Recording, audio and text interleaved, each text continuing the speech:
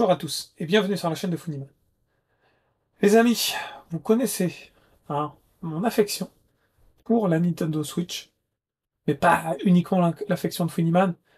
La console de la Nintendo Switch a eu une émancipation significative, je dirais surtout après le Covid.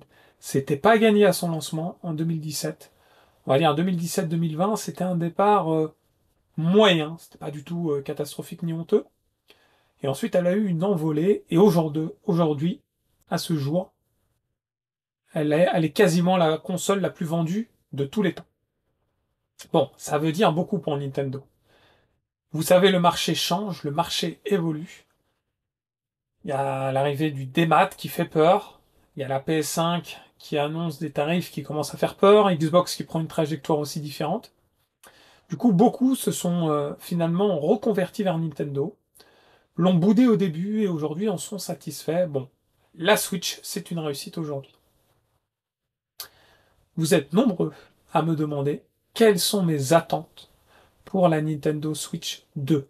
Alors Nintendo garde le mystère, laisse les choses, on va dire, se faire naturellement, ou plutôt garde le secret jusqu'à échéance. Il y a quelques petites fuites, c'est des rumeurs, il n'y a rien de fondé. Donc moi, je vais vous donner mes attentes à moi pour la Nintendo Switch 2, étant donné que je suis un très gros consommateur de la Switch. Beaucoup de questions sont autour de quel est l'avantage d'acheter une Nintendo Switch 2 si elle est à l'effigie de la Nintendo Switch 1. Alors c'est vrai que j'ai échangé avec des potes, avec François en particulier. C'est vrai que Nintendo, il a toujours su innover. Il y avait la Super Nintendo, quand il est passé à la N64, il y a eu une innovation, le passage à la 3D. Hein, ils ont essayé une manette Trident avec deux positions, etc. Ils sont Rumble Pack, etc. Ils sont partis vers l'innovation complète. La GameCube, ils ont essayé le petit format CD, une catégorie de jeu encore une fois innovante. On est arrivé à la Wii, nouveau système radical de jouer, avec des capteurs. La Wii U, ils ont essayé le gamepad, qui n'était pas du tout une honte, mais c'était pas une réussite.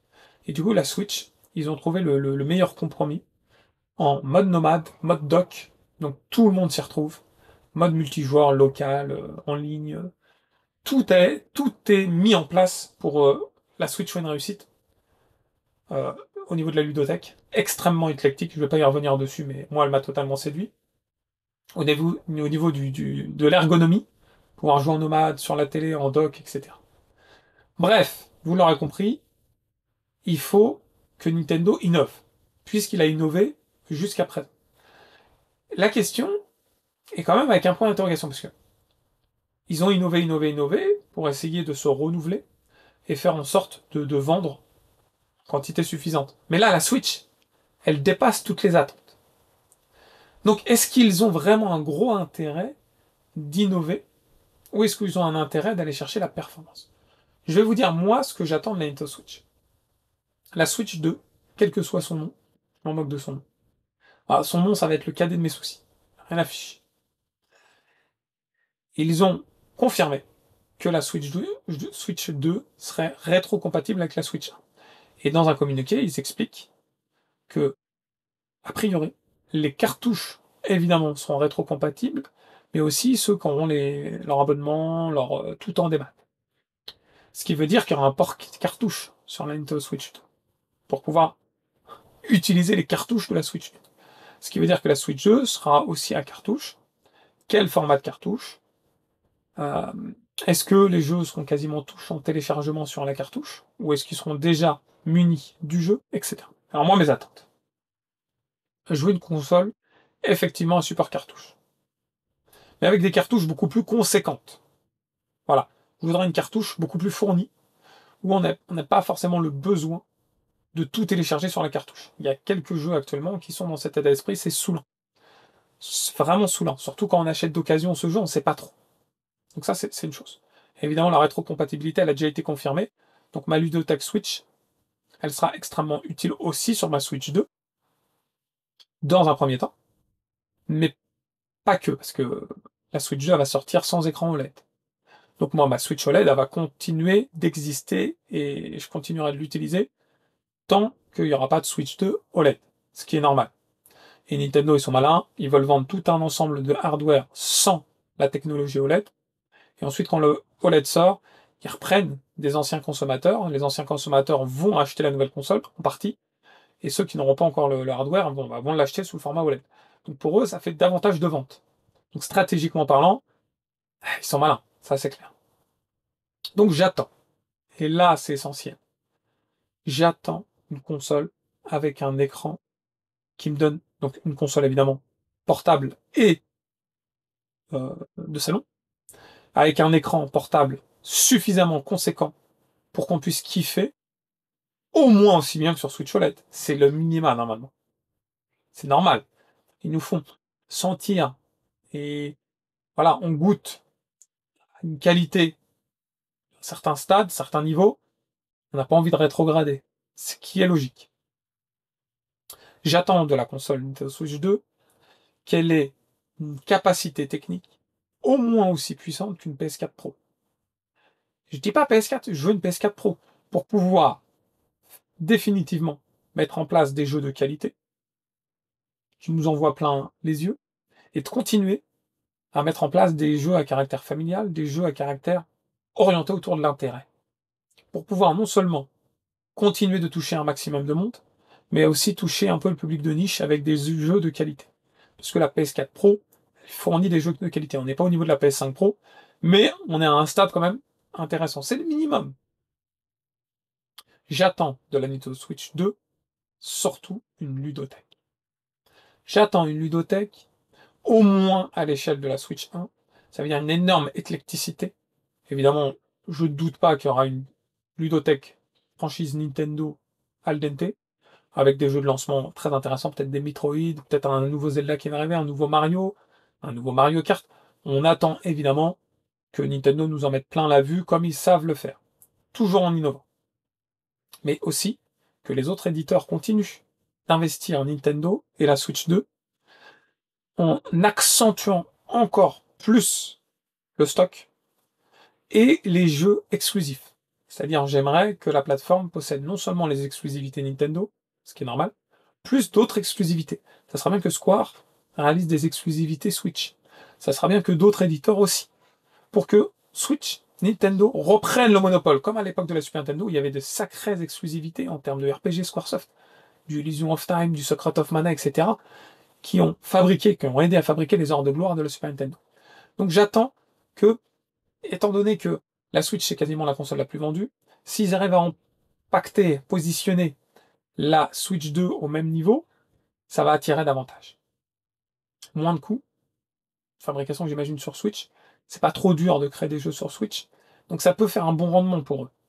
Par contre, il faut impérativement que le jeu physique soit conservé, et ça peut faire fuir certains éditeurs, parce que ça nécessite de la production, fabrication, etc.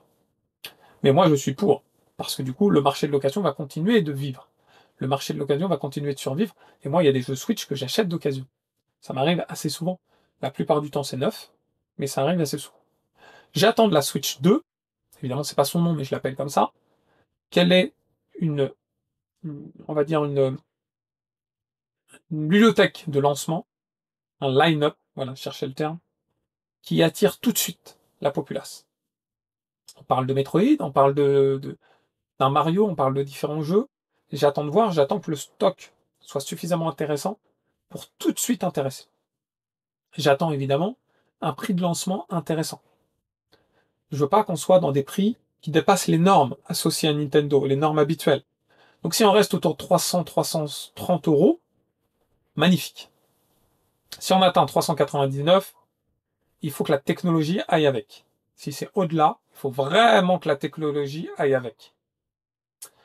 Puisque Nintendo, je pense qu'il va rester dans son schéma habituel, plutôt qu'une qualité de ouf, on va toucher la quantité au terme des ventes. Pour toucher la quantité, il faut un intermédiaire, il faut une qualité satisfaisante, mais il faut un prix très satisfaisant. J'attends de la Nintendo Switch 2 des jeux, on va dire, prix équivalent à ceux de la Switch. 44 euros dans les grandes surfaces. Moi, je prends. Quelques exclus, on va dire, un peu plus chers. Quoique le Dragon Quest, il est sorti à 44 € aussi, 45 €. Ça, c'est un prix honnête. Je veux pas des jeux à 60 ou 70 balles. Donc si on conserve cet état d'esprit, j'attends également un packaging, franchement, aux petits oignons. J'en ai un petit peu marre, les boîtes Switch, je les trouve pas belles. Voilà, je vous le dis honnêtement, je les trouve pas belles, la tranche elle est pas belle, toute rouge. J'attends un packaging qui me refasse vibrer. Le dernier packaging Nintendo qui m'a fait vibrer, faut remonter à la GameCube. J'aime bien la boîte GameCube, la tranche elle est colorée, d'un jeu à l'autre c'est très différencié.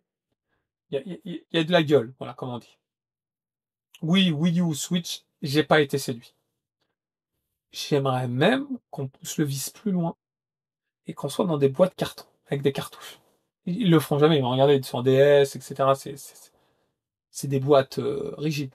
Mais des boîtes au format DS, pourquoi pas? J'aime bien. Ça prend moins de place, c'est plus petit, c'est un peu la gueule, un peu plus épais, etc. Moi, pourquoi pas?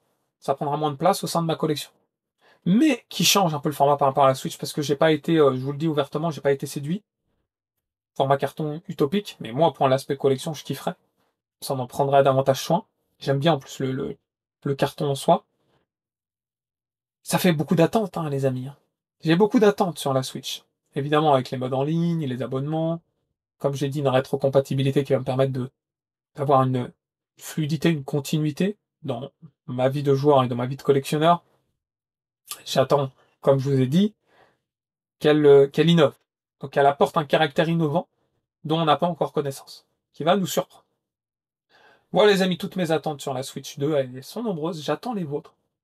Normalement, les dernières informations, il y a un nom qui a fuité. Est-ce qu'il est vrai, est-ce qu'il est pas vrai, je sais rien. Il y a une date qui aura a priori fuité, ça sera possible que ce soit au printemps 2025. On attend de voir évidemment, dès que ça va devenir vraiment sérieux avec des vraies informations, là j'en ferai des vidéos et on pourra échanger à ce sujet-là. En tout cas, j'espère que vous avez passé un bon moment en ma compagnie. Si c'est le cas, n'oubliez pas le pouce qui fait plaisir, puis si ce n'est pas déjà fait, de vous abonner à la chaîne. Dans tous les cas, les gamers, je vous dis à très vite. Ciao, ciao.